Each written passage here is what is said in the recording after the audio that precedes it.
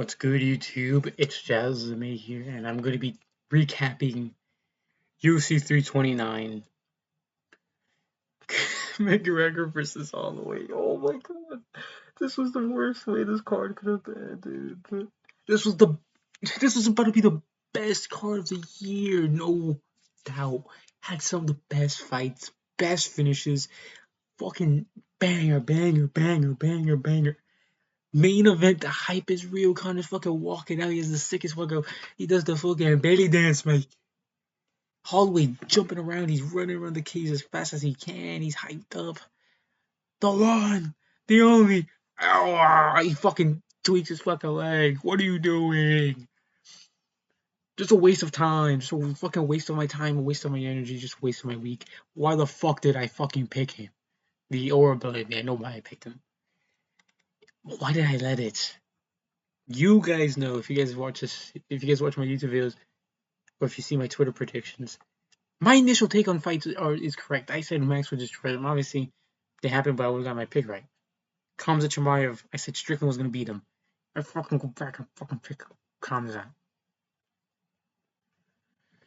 Anyway, there's nothing to talk about in this fight. It's just my Conor tweaks his life immediately, or he went into the fight injured. That's what I think. He went into the fight injured. He was like, I can't. It was probably like the Poirier 3 situation where he came into an injured. Thought I've done too much. I gotta back it up, and then down. Never fight again. Max, I don't know. His stock doesn't rise. Nothing happened. He didn't get a cool finish for Conor. Nothing happened. We didn't find out Saturday night. I'm moving on. I don't really care about Conor. He's cool, but I just wanted a good fight. I just wanted a fight. I was like, I don't really care. I'm picking Conor vibes. I was like, I just want a cool fight at the end of the day. And I didn't even get that. We didn't even get that as a fan base. Whatever. BSD versus Paddy Pimblett. I got the prediction wrong. I ended up the night with horrible picks. I'm not so mad because they were fun. But yeah. BSD just immediately sticks his head into a guillotine. Paddy, he rolls as Paddy goes for it. And he gets put in like on the con or Doris. Great stuff from Paddy. Him versus they should be next. There's not much to talk about. It was fucking 52-second submission. So yeah. That's all I really say about this fight. Should really see Paddy versus Ilya. It depends when Ilya can come back. He did take a worse damage for Paddy, so he should probably have a longer layoff. But maybe December MSG. I think that's perfect MSG, something like that. Or maybe they open up the year of 2027. One of those two should be the option. BSD, Fizzy versus BSD. That's honestly a good fight. And BSD did get put out, but Fiziev also just took some damage 2 weeks ago. I think they'll line up a little bit. And yeah. Corey versus Mario Batista. Sick fight. Way better fight than I expected. But I'm glad I picked Mario Batista. And I'm going to go back to this Paddy fight real quick. I should have picked Paddy based off the submission. And that BSD would. I needed to stop assuming he wouldn't just eventually shoot a takedown and get his head stuck in it. I thought he'd keep it on the feet. But he did shoot his takedown, and I was like, okay, it's over. As soon as he shot it, I was like, okay, he's going to get guillotined. So I should have picked Paddy. I'm glad I picked Batista here and doubted Corey. But when he gets rocked immediately, Corey catches him while he's going for a kick with that, and then he lands on a beautiful left hook. Stings him. But Batista builds himself back into the round. He lands a great combo at the end of the round. His 2-1, 1-2 was landing really nice. He was having some good low kicks as well. Corey was keeping up a number. Let's see the numbers. In round 1 at least. Yeah, he kept up in numbers for the rest of the round. They both were kind of even. Batista catches up with like a late combo. And then he slams Corey down. And then he gets him in a Sulayev stretch. And as soon as the round ends, because Batista still had him in the submission, he gets up and he starts limping funny. So off that, it depends on how you want to score the fight. On the early like stung rock of Corey or the damage to the knee that Batista did with the submission, you know?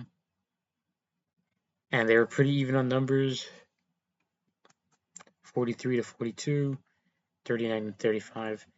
Honestly, I initially gave it to Corey, but when I saw him limping, I was like, all right, maybe that could have gone to Batista. So, yeah. Then round 2 was a clear Corey round. It's a lot more even on the numbers, I think, if I remember right, but Batista starts low kicking. I think he should have gone to stop. He did stop like twice, but he should have gone for more. I think it would have had more effect on the knee where he actually stretched rather than the calf. But Batista still lighting Corey up. I mean, Corey is lighting Batista up. He gets cut on the right side of his eye, right here exactly. Starts bleeding. Corey's doing well in the clinch. Batista's doing well in the clinch as well. He's kneeing him, but he's just getting outnumbered. He just felt like he was getting outstruck. Maybe with the hands, maybe he was landing some kicks and some knees in the clinch to keep up, but Corey was landing all the good damaging shots with the hands and the elbows and stuff. So he wins round 2. Batista was shooting some really bad takedowns, like really like he needed to get the takedown and just wasn't going for him. Then round 3, second clearest, the most clear round. Batista rocks him early, drops him, I think. Yeah, knocks him down and just starts mauling him. Starts continuously taking him down, lands a good ground and pound. Corey gets up like halfway through, lands some strikes, gets taken down again against the fence. Near the end of the round, he starts landing pretty well. He gets his own takedown, but it's just too late. And then, literally in the last 3 seconds, Batista slams him. It's really how you want to score round 1.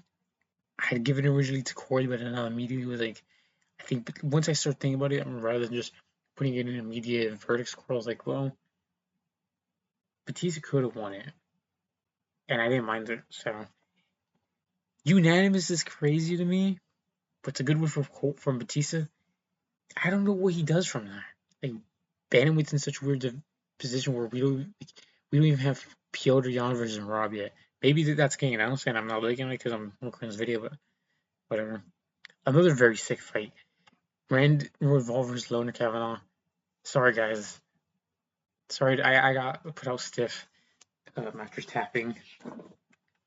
Sorry to disappoint you guys and kill your parlays. But on a more serious note, Royval's piecing him Loner immediately wasn't letting himself get back to the fence. He pressured Loner, and he just never gave Loner space. Tagged him up with a jab. Loner's head movement isn't very slick. It's explosive head movement. He's like, you're slipping that way, slipping that way, slipping that way. Doesn't roll. Short slip, short slip. He's like very reactive, countering, and he just didn't have the reach to match Royval. And Royval's just continuously pressuring him, never giving him space. I think he ends up taking him down late, and Loner goes for a gilly. And we're like, okay. Royval lands some ground and pound. I think Kavanaugh gets up, clear round for Royval. Loner was landing some shots. He was looking for a low kick. He wasn't really getting it, especially when he was switching to southpaw. The body kicks getting caught, then he would get tagged by the left hand or right hand of Royval. I'm trying to imagine it right now. Round 2, Royval gets dropped. Kavanaugh misses some big ground and pound. When he starts getting to the fence, he starts landing some big ground and pound. Royval gets up against the fence.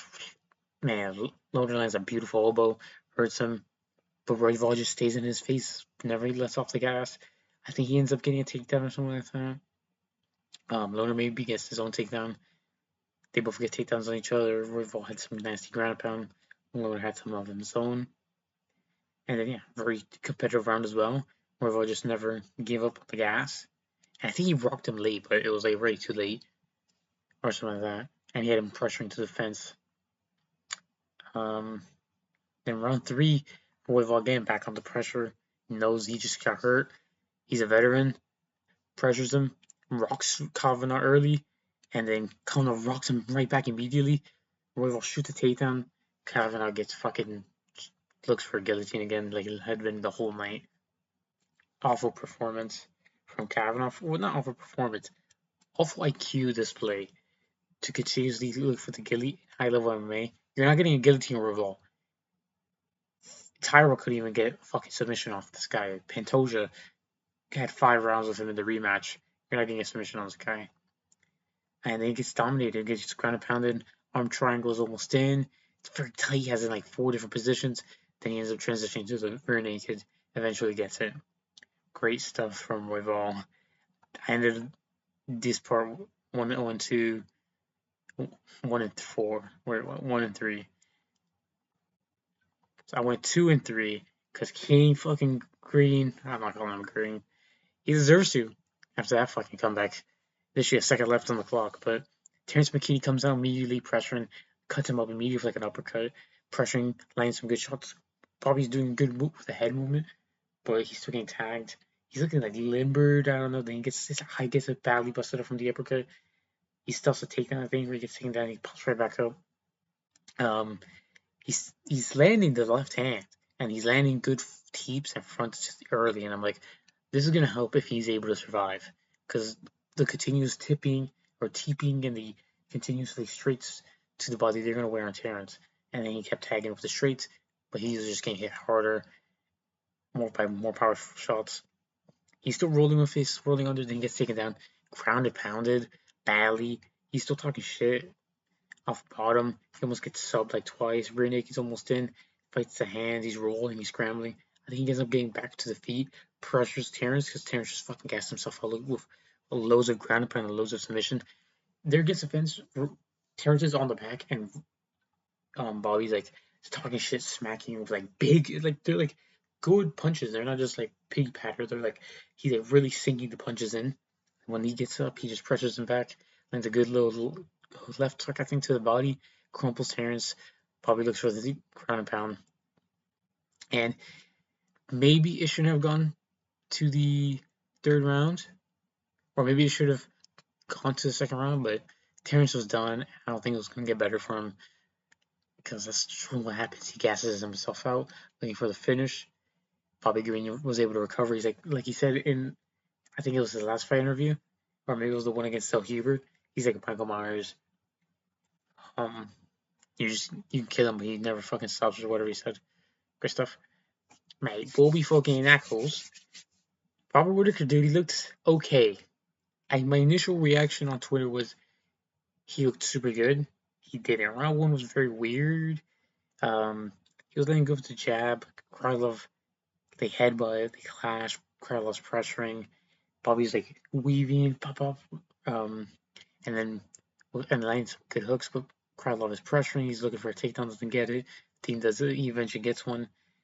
He makes Whittaker fumble and like roll off balance, and then lands a shot that like makes him fall down. Like it wasn't a knockdown, but he falls down.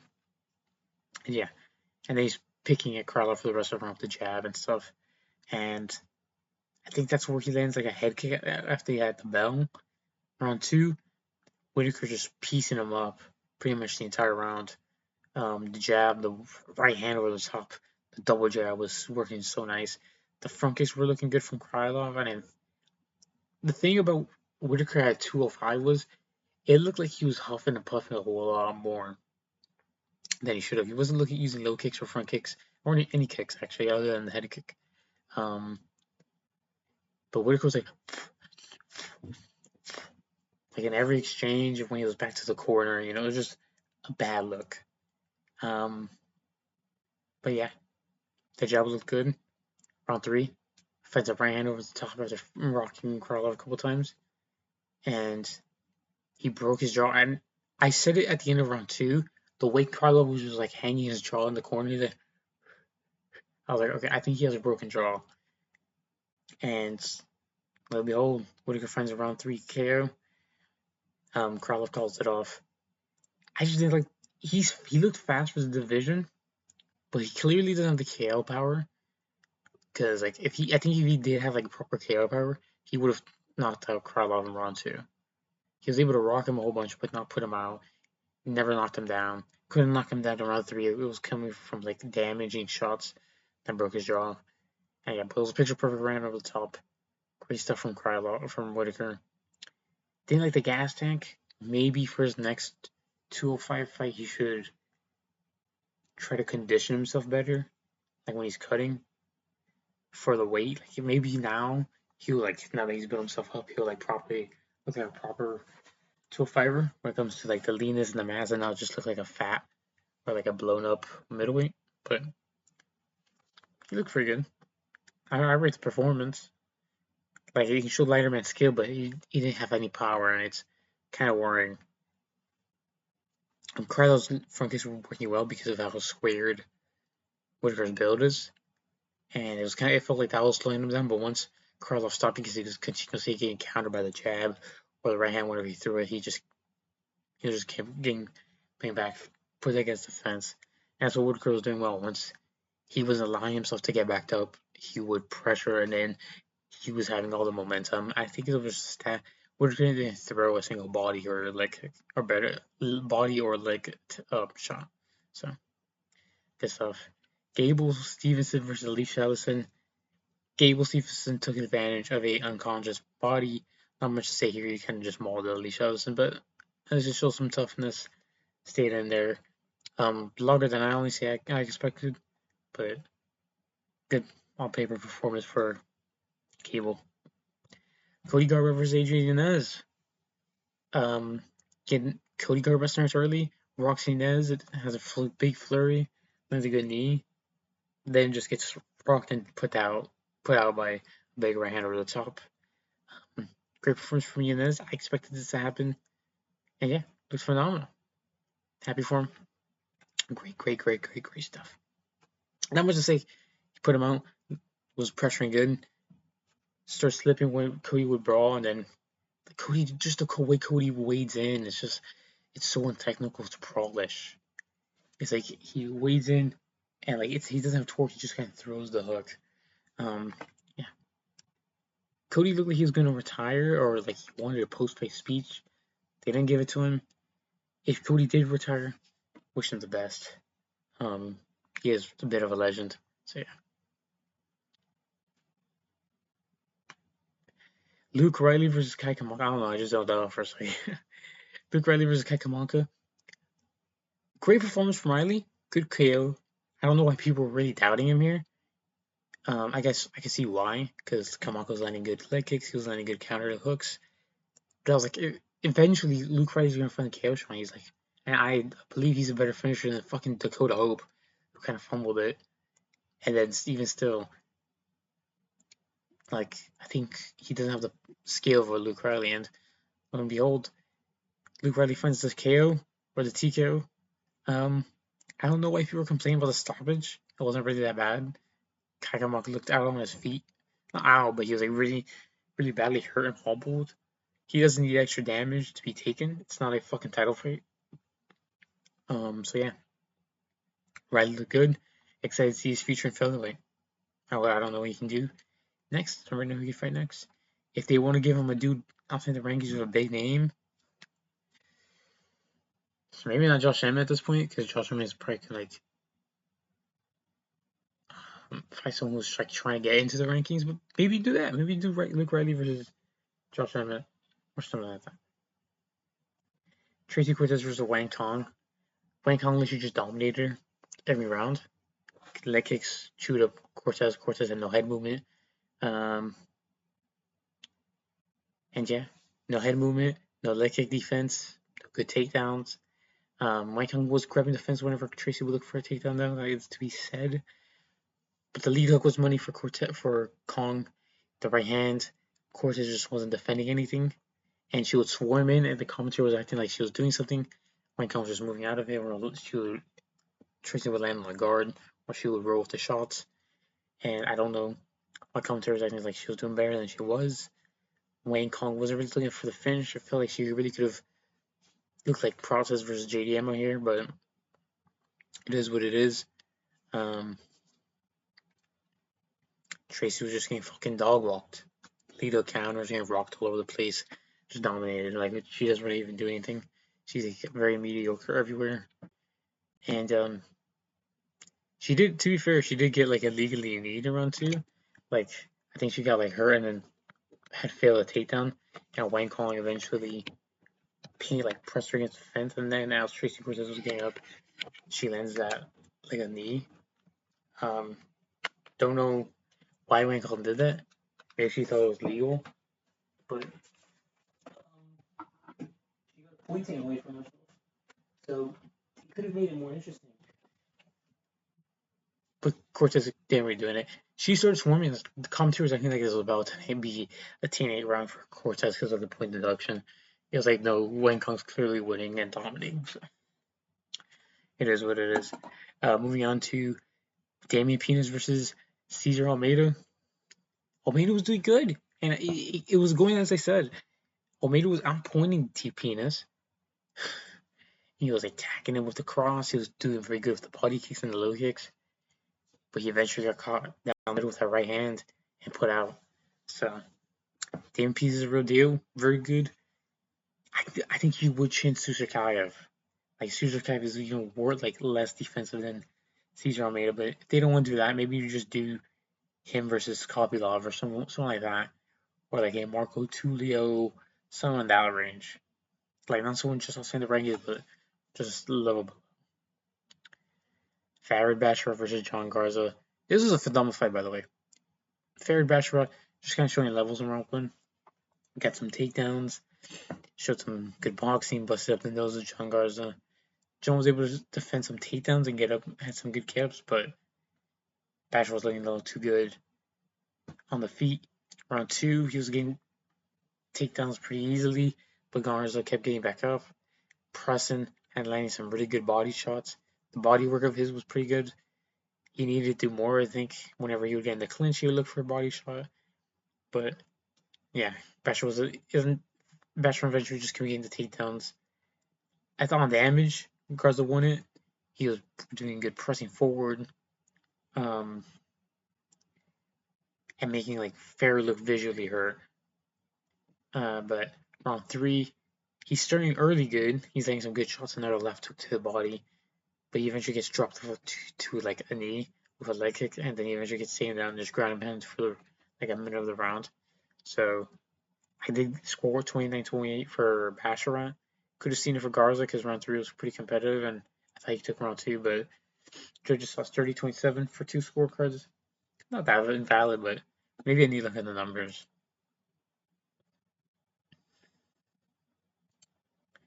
Yeah, I struck him, was taking him down.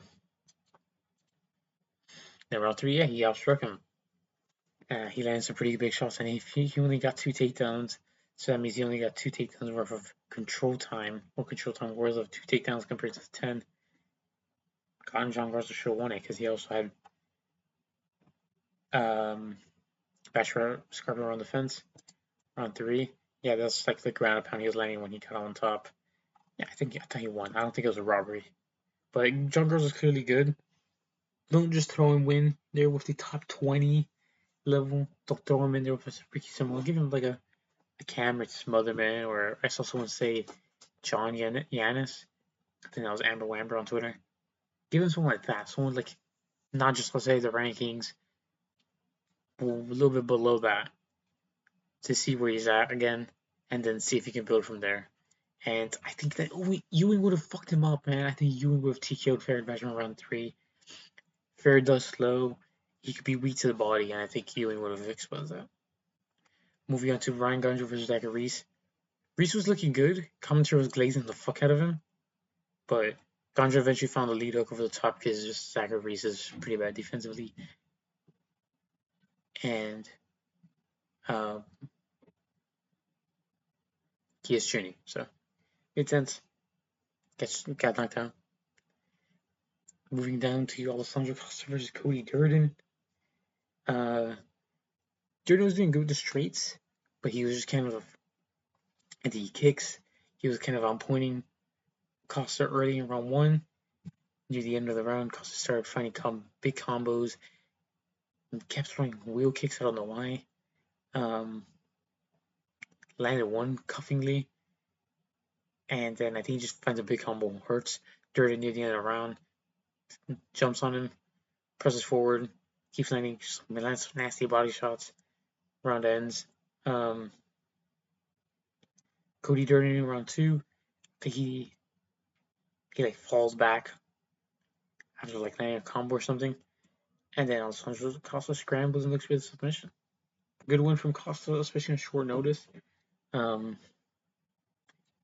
know what you do with him. Maybe not a ranked opponent, but some maybe just outside the rankings. Maybe just give him Charles Johnson. They'll do that. think he would probably fluke my boy Costa. Maybe give him like a Nascimento. But overall, I think I did pretty good on predictions. I went 1, 2, 3, 4, 5, 6, 7, 8, 9, 10, 11. I went 11 and 3. 11 and 3 in predictions. Not bad. I've done worse. I've been doing worse, but I think I did pretty good on this card. How do you want to count this main event? Not even because it was like, oh, I picked Connor on 5. Like, it just didn't feel like a fight. It felt like nothing even happened. Maybe this is how Carlos Holberg fans would have felt if Yuri would have won.